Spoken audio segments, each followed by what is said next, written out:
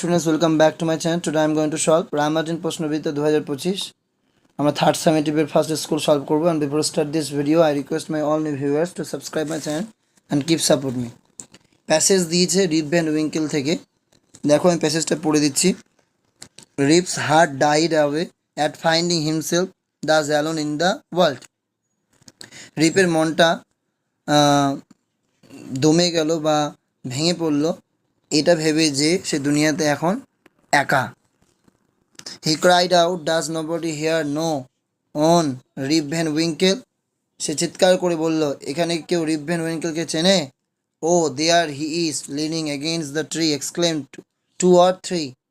ওই তো ওখানে গাছে হেলান দিয়ে আছে, দু তিনজন বিস্ময়ের সঙ্গে বলে উঠল। As he looked, Rip saw a fellow who looked exactly like his previous self. সেদিকে তাকাতে রিপ দেখলো একজনকে দেখলো যে কিনা দেখতে হুব তার আগেরকার চেহারার মতো। He understood that this was his son Rip. সে বুঝতে পারলো সেটা যে ওটা হচ্ছে তার ছেলে রিপ। Just then তারপর a young woman with a child came his way. ঠিক তখনই এক যুবতী একটা বাচ্চাকে নিয়ে তার দিকে এগিয়ে এলো। She said that Rip Van Winkle had been her father and had gone away 20 years back when she was little. সে বলল রিপ ভ্যান উইঙ্কেল ছিল তার বাবা, যে কিনা 20 বছর আগে কোথায় চলে গিয়েছে যখন সে অনেক ছোট। All stood amazed. সকলে থমকে দাঁড়িয়েছিল।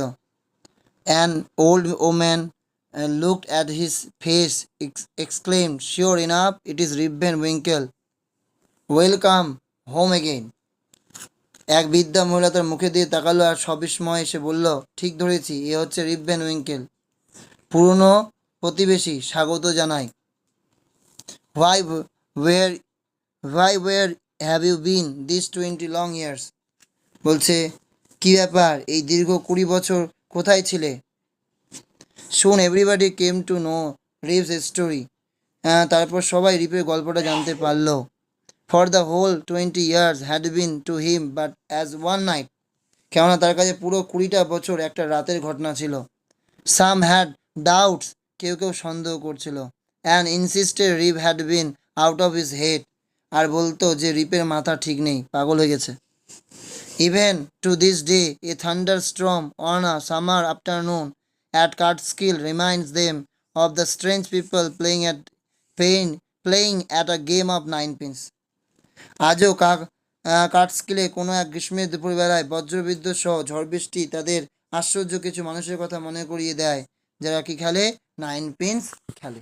এই যে প্যাসেজ, তার উত্তর, a thunderstorm at Catskill reminds, কি মনে করিয়ে দেয়, them of the strange people playing at the game of 9 pins. আর কি, our old neighbour refers to, পুরনো প্রতিবেশী আগে বোঝানো হচ্ছে Rip Van Winkle. When Rip saw his son, he was, যখন রিপ তার দেখলো ছেলেকে, সে ছিল looking exactly like his previous self, সে দেখতে লাগছিল একই রকম আগের মতো তার। To Rip the whole 20 years were equivalent to one night, একটা রাত্রি। Rip Van Winkle was identified by an old woman, তাকে চিনতে পেরেছিল একটা বৃদ্ধ মহিলা। এরপর রয়েছে 5টি প্রশ্ন, যা আমি নোটস করে দিয়েছি, তোমরা দেখে নাও। Why did Rip's heart die away? কেন রিপের হৃদয় ভেঙে গেছিল? Rip's heart die away because he found, সে নিজেকে খুঁজে পেয়েছিল, he found himself alone in the world. He found himself alone in the world. এরপরে রয়েছে আমাদের, দেখো,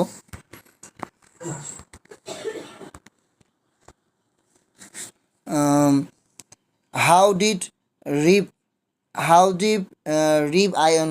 identify his son? সেটা হবে Rip identified his son as the young man, looked exactly like his previous self. How long did Rip stay outside his home?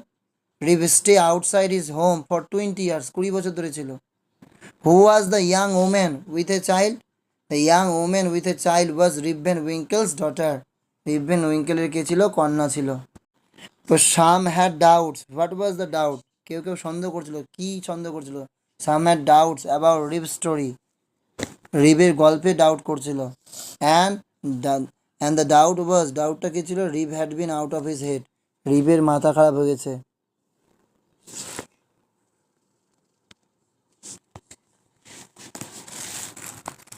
এরপরে এগুলো দেখো, find out the synonym খুঁজতে হবে। আর্লিয়ার তাহলে হবে প্রিভিয়াস, PREVIOUS, PREVIOUS। আর অ্যাস্টোনিশ কি হবে? Amazed. One who lives nearby তাকে আমরা কি বলি? নেইবার, প্রতিবেশী। আর সাসপিসিয়ান সন্দেহ, ডাউটস। এরপর রয়েছে কবিতার প্রশ্ন উত্তরগুলো দেখো। দেখো, with heavy Sai I often hair, ভারী দীর্ঘশ্বাস ফেলে আমি প্রায় শুনি। ইউ মন মাই হ্যাপলেস ও, আমার দুর্ভাগ্যের শোকে তোমরা দুঃখ করো। But sure with patience I can bear a loss I near no, কিন্তু ধৈর্য ধরে আমি ঠিকই পারবো, জানি সইতে সেই ক্ষতি যাকে আমি বুঝি না কখনো। Then let not what I can not have, তাহলে নষ্ট হতে দেব না আমার আনন্দ আর মজা। My cheer of mind destroy, খেয়েছে বলছে let not what I cannot have my cheer of mind destroy, নষ্ট হতে দেবো না আমার আনন্দ আর মজা, যা আমি পাবো না কখনো তার ফলে। ও তো whilst thus I sing I am a king although a poor blind boy, এভাবে যখন আমি গাই তখন আমি রাজা, হলাম না হয় বেচারা এক অন্ধ ছেলে। এই কবিতাটা বলছে name the given poem and its poet. The given poem is, এই কবিতাটির নাম হচ্ছে the blind boy, and its poet is, তার লেখকের নাম হচ্ছে Colley Cibber. What does blind boy often hear, ওই ব্লাইন্ড বয়টা কি শোনে? The blind boy often hears people mourning his hapless woe. Why does the blind boy think that he is king, এখান থেকে গুছিয়ে লিখবে the blind boy thinks that he is a king because he does not allow his disability to destroy his cheerful mind, and he wants to live amidst the laughter and songs. এরপরে রয়েছে আনসিনের প্রথম লাইনটা দাগিয়ে নাও। Charles Dickens was a great English novelist, perhaps second only to Shakespeare. Sorry, তার আগে উপরেরগুলো একটু করে নাও, আমি এটা ভুল। Find out the word from poem which mean joy মানে কি? চিয়ার, CHEER, চিয়ার, আনন্দ। Find out the word from poem that is opposite meaning হবে সেলডমের অপোজিট যেটা মিনিং হবে। Find out the word from the poem that is opposite of seldom. এটা ভুল রয়েছে, হ্যাঁ, এটা তোমরা করবে, এটা হবে না, এখানে হবে সেলডমের অফেন, প্রায়, অফেন হবে অ্যান্সার। হ্যাঁ, অপোজিট মিনিং সেলডম হবে অফেন, প্রায়, কদাপি, প্রায়। এরপর আনসিন প্যাসেজ আগে পড়ে নিতে হয়। Charles Dickens was a great English novelist, Charles Dickens হচ্ছে মহান English novelist. Perhaps second only to Shakespeare, ধরে নেওয়া হয় শেক্সপিয়ারের মতো। A keen observer of life, Dickens mocked and criticise the selfish, greedy and cruel, and sympathised with the poor and the helpless, specially children. His early life was one of the hardship and needs, তার যদি দেখা যায় early life যদি দেখা যায় তিনি hardship, খুব পরিশ্রমী এবং নিট প্রয়োজনীয়তা ছিল। He started working at the age of 12 at a factory, তো সে শুরু করেছিল তার কাজ 12 বছর বয়সে ফ্যাক্টরিতে। Pasting labels on the shoe পলিশের উপর পেস্টিং করা কাজে। He attend school on the off till the age of 15, 15 বছর পরে সে কী করেছিল? স্কুল অ্যাটেন্ড করেছিল। বাট ওয়াজ অ্যাভিড রিডার, আর হি রোড 20 নোভেলস ইনক্লুডিং, সে 20টা নোভেলস লিখেছিল, 5 ক্রিসমাস বুক লিখেছিল, sketches, travel books and non fictional works কিছু করেছিল।